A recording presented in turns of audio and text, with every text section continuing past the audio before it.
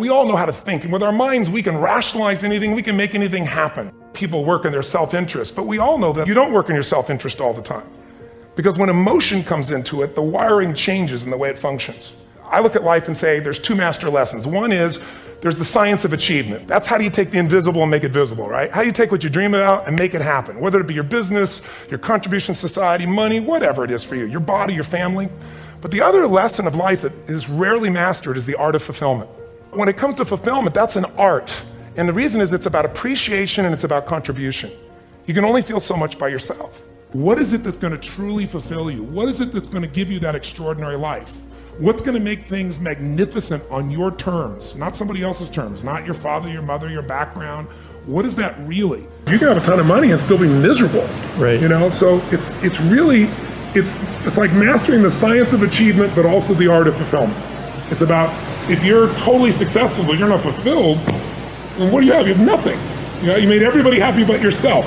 That's the worst thing you got. That's Robin Williams is a beautiful man, such a beautiful man.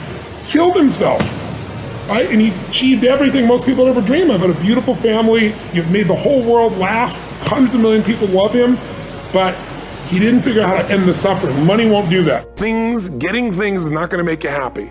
You know, it doesn't matter what you get. Doesn't matter whether it be money or opportunity. All those things might excite you for the moment. You know, even a relationship, as magnificent it may be, might be exciting for a while. But if you don't keep growing, that relationship isn't going to stay exciting.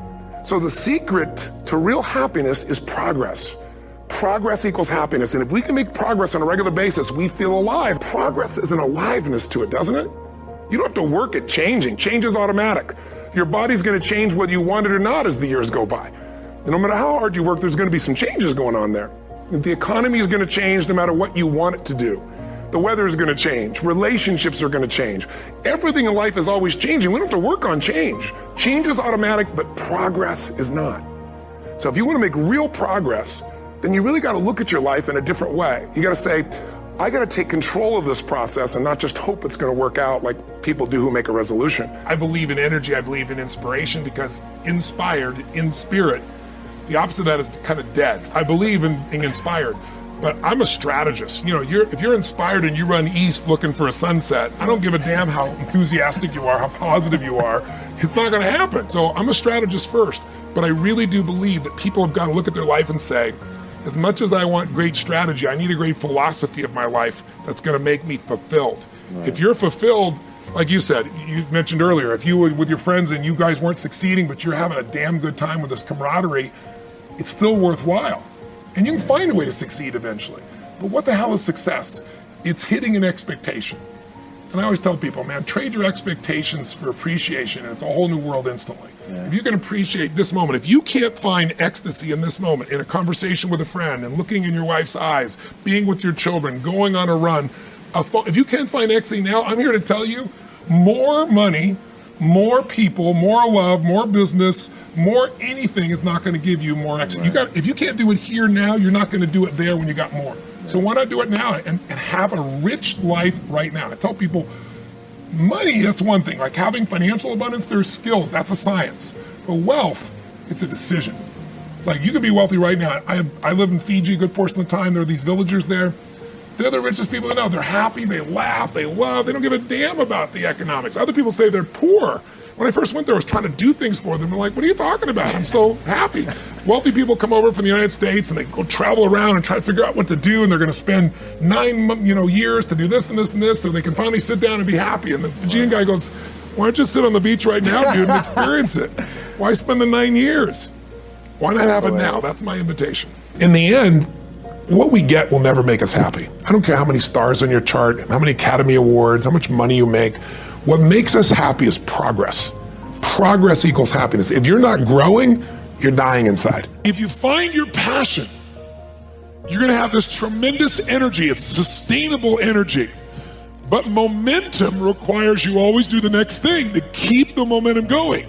And the reason you get yourself in a passionate place is so that you change your life, and the only thing that changes your life is making a decision.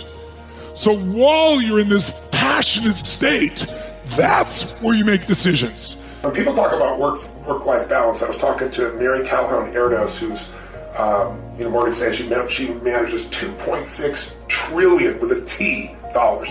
Probably the most influential woman in the financial world, brilliant woman. And I asked her, because I was interviewing 50 of the smartest financial people on the face of the earth. I said, I know you're a very deeply caring mom and wife, and how do you balance all that? And she said, Tony, she goes, I read this in one of your books. She didn't quote it, but she goes, there is no such thing as work-life balance. There's only work-life integration. And I really believe that in my soul. So in my companies, my wife and I, we live our mission together. We're 24/7, 365 together, and we love it because we're driven by the same things.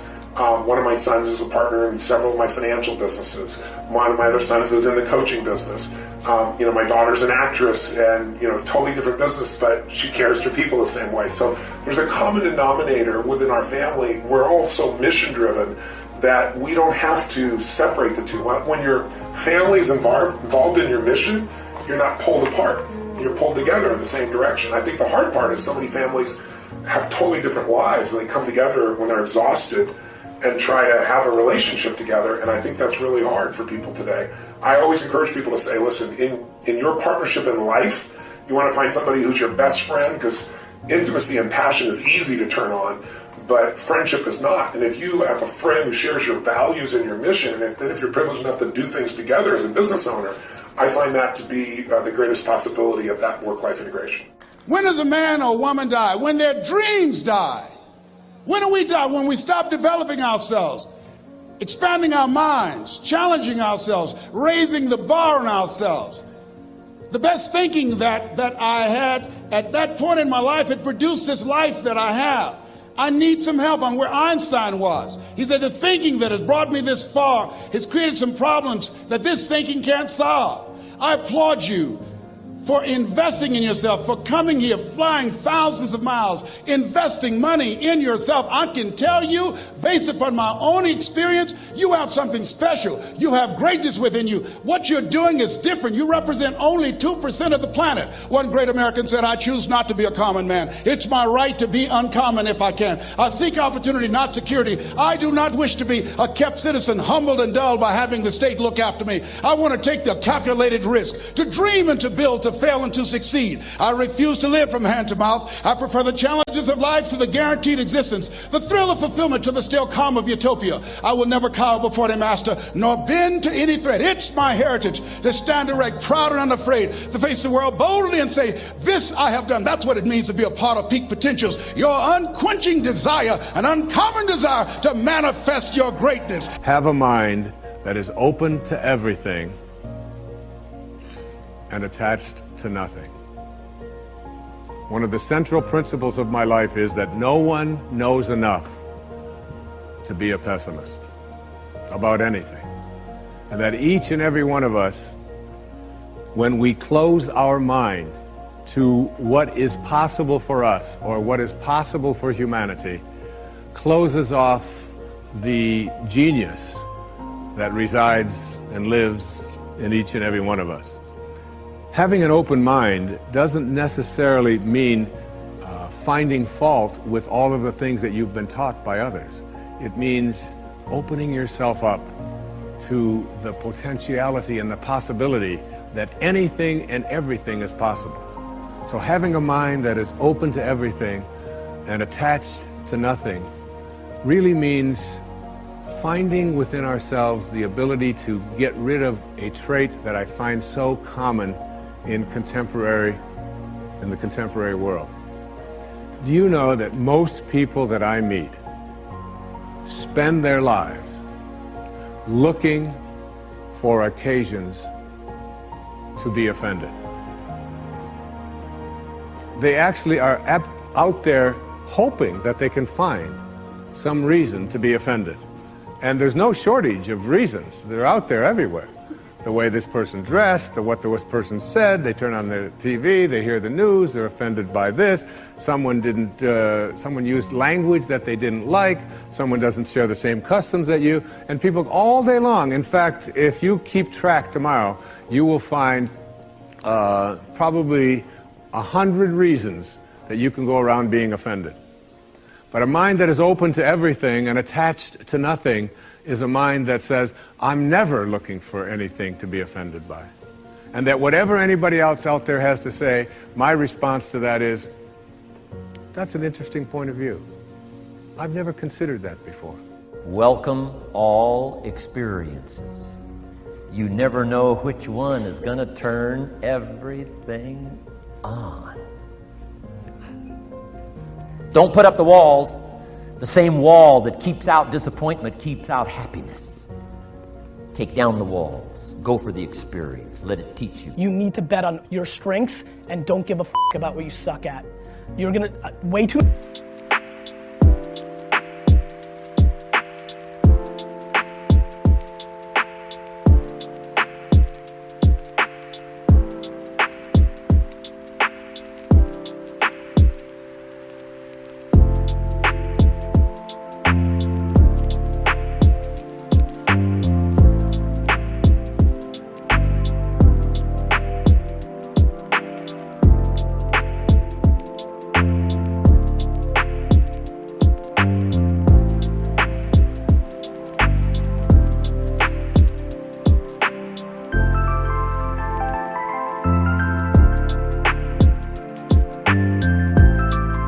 Many people in this room are going to spend the next 30, 40 years of their lives trying to check the boxes of the things that they're not as good at, and that you're going to waste a load of time and lose. I highly recommend auditing yourself, or if you have no empathy or EQ or self-awareness, then find somebody in your family or friendship that does and let them tell you who you are. And once you believe that, either for yourself or someone else told you, go directly all chips all into that, because that is the only possible way, in my opinion, watching from the outside, that is, let me rephrase, that is a very highly likely way of over-indexing, because the truth is, if you want to be an anomaly, you've got to act like one. You know, like, and so that's it. That's what I got. So thanks for having me. There's another kind of instinct that you need to be on the lookout for, and this one is a liar. This one is a saboteur. Well, this one is a backbiter.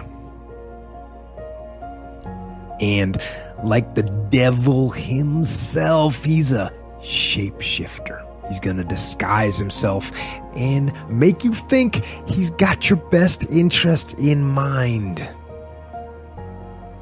But he doesn't. This is the instinct that says, you've had enough. This is the instinct that says, you've given it your best shot. You can stand down. You can back off. You can take a knee. This is the instinct that says, you can rest now. Do not listen to that instinct. Do not listen. That instinct is a liar and wants to bring you down. That's the instinct that's a defense mechanism. It wants to give you an out, a place to run to, a little place of sympathy, an amnesty, a little place of amnesty where everything is forgiven, where all these failures can gather together in comfort and drown their sorrows in lies and in deception. And they tell each other, and they'll tell you, you did the best you could. No, they'll say the deck was stacked against you. And they'll say it's not your fault. And they'll tell you it's okay to stop. It's okay to settle. It's okay to give up.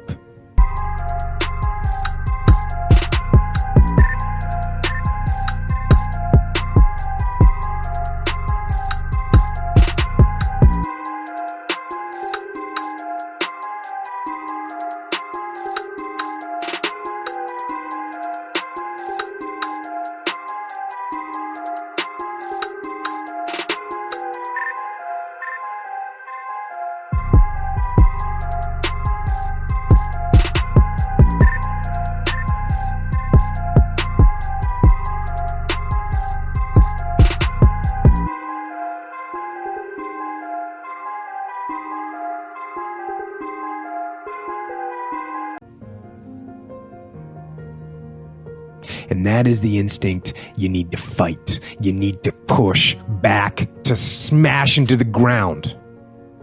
Do not take the easy way out. Do not give up based on instinct. If you are forced to stand down, to retreat, so that you can rebuild and reattack, so be it. But make that decision based on logic, not on the instinct of surrender and defeat. And you need to train that instinct. Your instinct. Train it to say, get up, go, fight on.